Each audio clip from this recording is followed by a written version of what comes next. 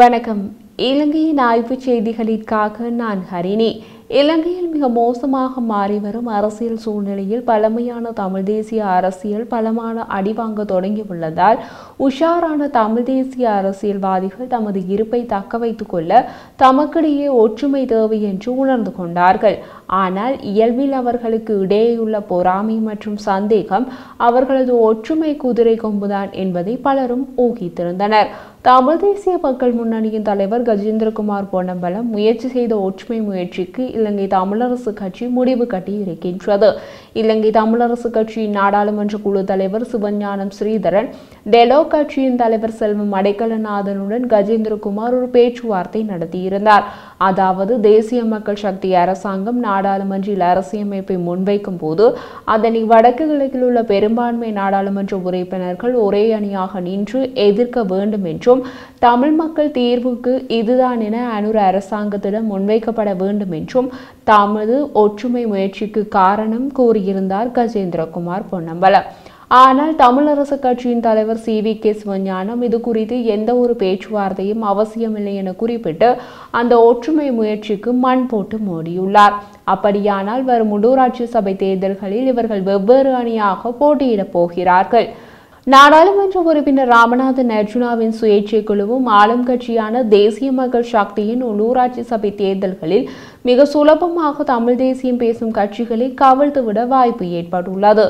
இன்று நாடாளுமன்ற அமர்வில் புலிகள் இயக்கத்தின் தலைவர் பிரபாகரன் தொடர்பில் புதிய ஜனநாயக முன்னணியின் நாடாளுமன்ற உறுப்பினர் ரோஹித அபேகுணவர்தன கூறிய கருத்து தொடர்பில் ஒழுங்கு பிரச்சினையை எழுப்பி கருத்து கூற முயன்ற ராமநாதன் அர்ஜுனா எம்பியின் கருத்தில் ஒழுங்கு பிரச்சினை இல்லை என கூறி அவருக்கு அது தொடர்பில் தொடர்ந்தும் பேச அனுமதி வழங்கப்படவில்லை. வரவு செலவு திட்டம் மீதான 4ஆம் நாள் விவாதத்தில் உரையாற்றும் ரோஹித அபேகுணவர்தன கூறியதாவது: நாட்டில் விவசாயிகள் முக்கியமானவர்களாக இருக்கின்றனர். அவர்கள் அரசாங்கத்தை அமைக்கவும் அரசாங்கத்தை வீட்டுக்கும் அனுப்பக்கூடியவர்களாக அவர்கள் இருக்கின்றனர். வரலாற்றை எடுத்துக்கொண்டால் 2006இல் வேலுப்பிள்ளை பிரபாகரன் மாவிலாற்றை மூடி விவசாயிகளுக்கு நெருக்கடியை ஏற்படுத்தியதால் 2009இல் அவர் தனது இயக்கத்துடன் இறக்க வேண்டிய நிலை ஏற்பட்டது. அதே போன்று கோட்டபாய ராஜபக்ஷ ரசாயன உரத்தடை செய்து ஒரே இரவில் சேதன உரத்தை பயன்படுத்த அறிவித்தார். இதனால் அவரின் ஆட்சியே இல்லாமல் போய் வீட்டுக்கு போக வேண்டி நேரிட்டது. இதனால் விவசாயிகளின் குறைகளுக்கு ஆட்சியாளர்கள் செவிசாய்க்க வேண்டும் என்று குறிப்பிட்டார். அத்துடன் இந்த கருத்துக்கு ஒழுங்கு பிரச்சனையை எழுப்பி கதைத்த அர்ஜுனா எம்பி, நான் வடக்கு மக்களை பிரதிநிதித்துவப்படுத்துகிறேன். இந்த இடத்தில் சில விடயங்களை தெளிவுபடுத்த வேண்டும். இவர் எங்களின் தலைவர் பிரபாகரன் தொடர்பில் கதைத்தார். 2009இல் அவரை இல்லாமல் செய்ததாகவும் கூறினார். அப்படி இருக்கையில் ஏன் இன்று வரையில் பயங்கரவாத தடை சட்டத்தை நீக்கவில்லை என்பதனை கூறுங்கள் என்றார். இதன் போது எழுந்த அமைச்சர் வசந்த சமரசிங்க, ஒழுங்கு பிரச்சினை என்றால் என்ன என்று தெரியாமல் தேவையில்லாத விவாதத்தை உருவாக்குகிறீர்கள் என்றார். இந்த வேளையில் சபைக்கு தலைமை தாங்கிய பிரதி சபாநாயகர் ரிஷ்விசாலி இது ஒழுங்கு பிரச்சினை அல்லவென அறிவித்தார். இதனைத் தொடர்ந்து ரோஹித அபேகுணவர்தன எழுந்து கூறுகையில், நான் ஒருபோதும் இவர்களின் தலைவர் என்று பிரபாகரனை கூறியதில்லை. அவரை எவரின் தலைவராகவும் எனக்கு கூற வேண்டிய அவசியமில்லை. அவர் ஒரு பயங்கரவாதி. இன்று நேற்று நாளை என எப்போதுமே அவர் பயங்கரவாதியே என்றார். இதன் போது தொடர்ந்து ஒழுங்கு பிரச்சினை எழுப்ப அர்ஜுனா எம்பி முயன்ற போதும் அதற்கு இடமளிக்காத பிரதி சபாநாயகர் மதிய போசனத்திற்காக சபையை 12:30 மணி முதல் 1 மணித்தியாலத்திற்கு ஒத்திவைப்பதாக அறிவித்தார். இந்த நிலையில் 1:30 மணிக்கு மீண்டும் சபை கூடிய போது மீண்டும் தனது ஒழுங்கு பிரச்சினையை எழுப்பி உரையாற்ற அர்ஜுனா எம்பி முயற்சித்தார். அப்போது சபைக்கு தலைமை தாங்கிய பிரதிக்குழுக்களின் தலைவர் ஹேமாலி வீரசேகர, அதில் ஒழுங்கு பிரச்சினை இல்லை, இது நிலையியல் கட்டளை மீறுவதாகும் என்றார். அதற்கு பதிலளித்த அர்ஜுனா எம்பி, நான் ஒரு கட்சி தலைவர், எனக்கு ஒரு நிமிடத்தை தாருங்கள்.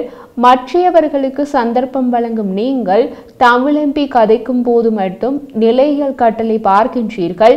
ஏன் இந்த நாட்டில் இவ்வாறு நடக்கின்றன என்று கேள்வி எழுப்பியுள்ளார்.